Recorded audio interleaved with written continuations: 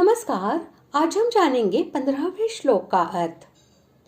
भगवान ने माया की दुस्तरता दिखलाकर अपने भजन को उससे तरने का उपाय बतलाया।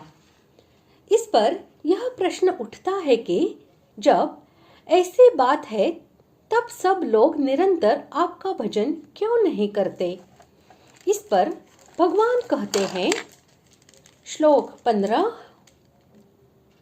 नमान् दुष्कृतिनो मूढ़ा प्रपद्यन्ते नराधमाः माययापहृतज्ञाना आसुरं भावमाश्रिताः। श्लोक का अर्थ, माया के द्वारा जिनका ज्ञान हरा जा चुका है, ऐसे आसुर स्वभाव को धारण किए हुए मनुष्यों में नीच दूषित कर्म करने वाले मूढ़ लोग मुझको नहीं भजते।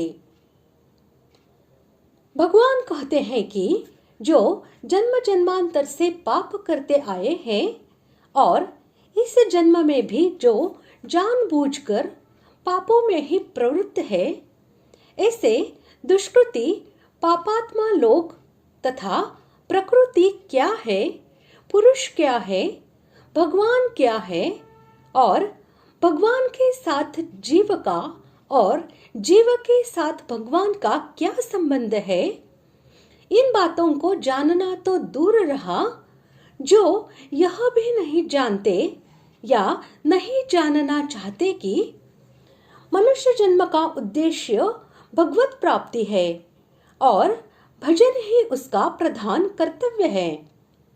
ऐसे विवेकहीन मूढ़ मनुष्य तथा जिनके विचार और कर्म नीच है, विषयासक्ति, प्रमाद तथा आलस्य की अधिकता से जो केवल विषय भोगों में जीवन नष्ट करते रहते हैं और उन्हीं को प्राप्त करने के उद्देश्य से निरंतर निंदित नीच कर्मों में ही लगे रहते हैं, ऐसे नराधम नीच व्यक्ति तथा माया के द्वारा जिनका ज्ञान हरा जा चुका है, विपरीत भावना और अश्रद्धा की अधिकता से जिनका विवेक नष्ट भ्रष्ट हो गया है और इसलिए जो वेद, शास्त्र, गुरु परंपरा के सदुपदेश, ईश्वर, कर्मफल और